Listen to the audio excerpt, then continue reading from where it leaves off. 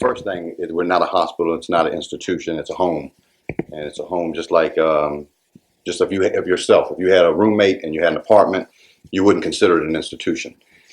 That's how I personally, the view that I take on it. How it helps, as you were talking in the other interview with Paul, I think there were some things that were discussed in terms of added support. Most of the members that live in an Oxford House attend the 12-step fellowship meetings.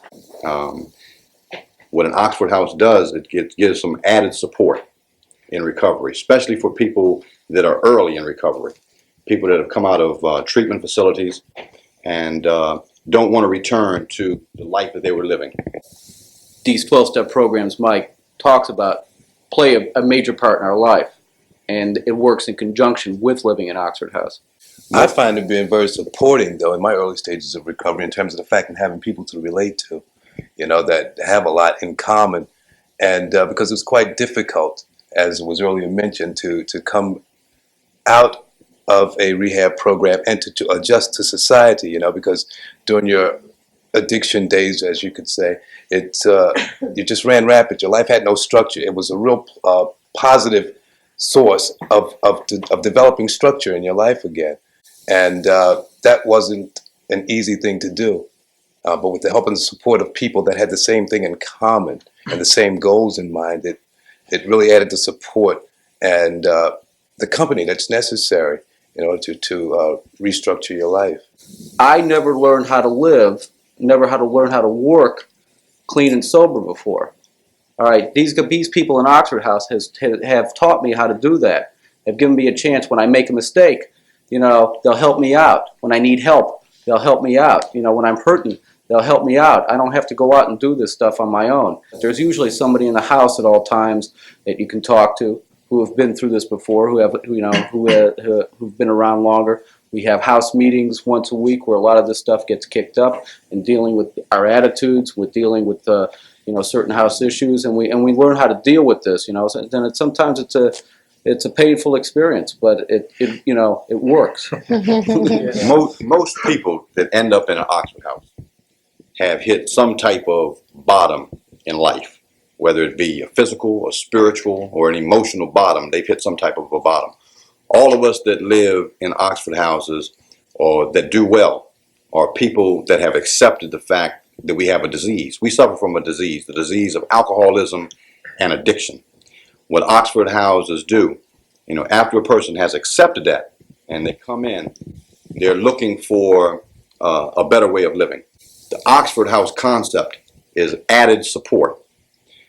Coming out of a treatment facility, a lot of people may end up in a halfway house for a period of time, and maybe they get a job, because in an Oxford House, one thing that we have all lost is that self-sufficiency, and Oxford House helps us to regain that. I'm talking about working a job, being able to pay bills, because the Oxford houses are autonomous. Each one runs independently.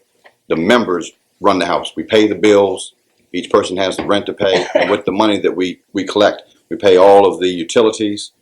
And it gives us that added time to prepare ourselves for, like Paul was saying earlier, that some people feel comfortable. They can come in there 3 or 4 months, 5 months, and they may move out on their own. Other people have been around for a year, 2 years, and there's no time limit. Each individual, you know, that is something that they find as they grow. And Oxford allows you, without having so many different rules or restrictions, to kind of like take life on a bit at a time, you know. And then once, of course, you get to the point where you feel a lot more confident or able to deal with society as a whole on your own, because the loneliness plays a big factor too.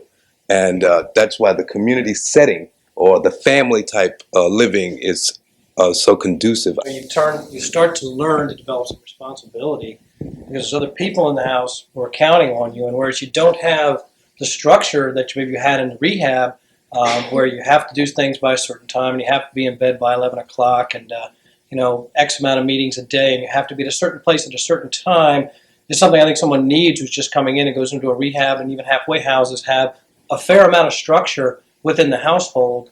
When you get into an Oxford House, you have less structure. but what you still have is the supportive environment that I think is very important when someone's coming out of either a halfway house or a rehab.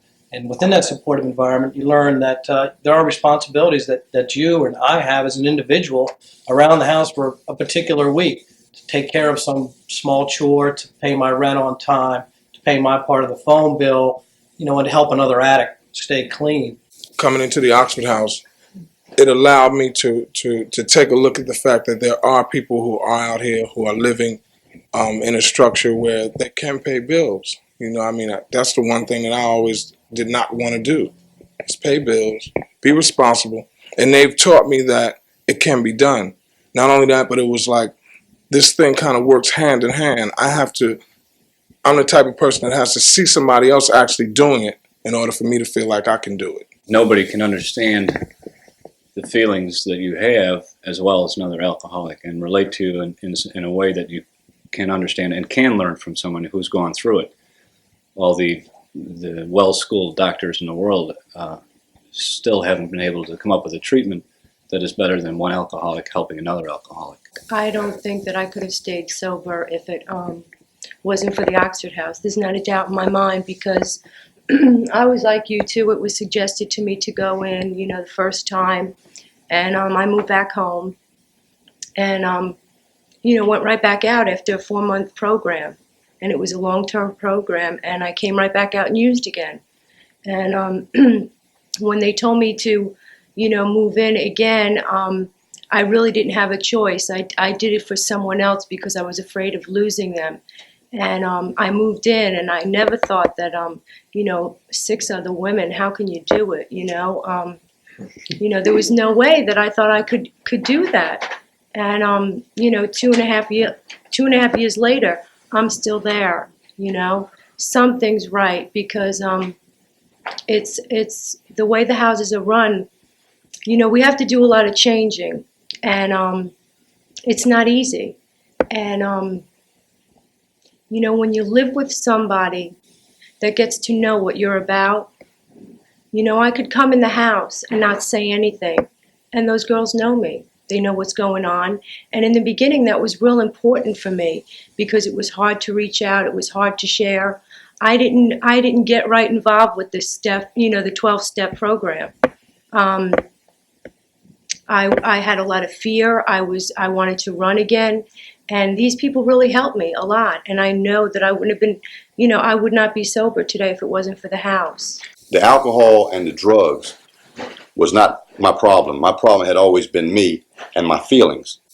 We all suffer from the same disease. We've all had problems at some point in time dealing with feelings.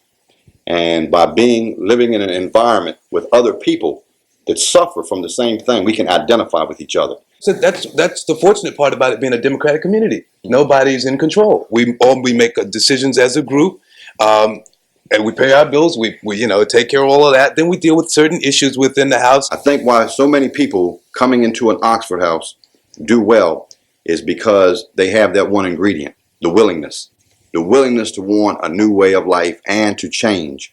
And with the other people around them giving them that support, it then becomes possible. It's so simple that a lot of people can blow right past it. When you get into this type of environment, into an Oxford environment in particular, you've got some insulation against what you used to do and where you used to hang out and who the friends you used to party with and stuff like that. And you come in and you feel a little bit of insulation being surrounded by addicts, and you get a little bit of a safe feeling. I think it's a real key point in living in this type of environment, in Oxford House in particular. Everybody thinks it's a safe place from drugs and alcohol, which it is.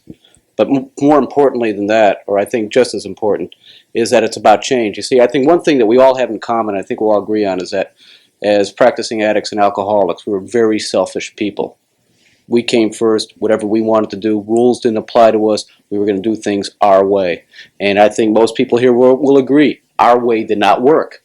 And no, it didn't work for me. But, this way of recovery and sobriety is a better way. And living in an environment like with Oxford House, because we do have simple rules, and we don't have very many rules, because one thing addicts and alcoholics like to do is make rules and then break them. In order for a house to work, in order for us to work together, I have to. It's like part of my responsibility for my well-being to get to know this guy, because I'm going to be living with him and I'm going to depend on him to pay his share of the rent so that I don't have to get put out. You see, if we don't pay rent, we get put out.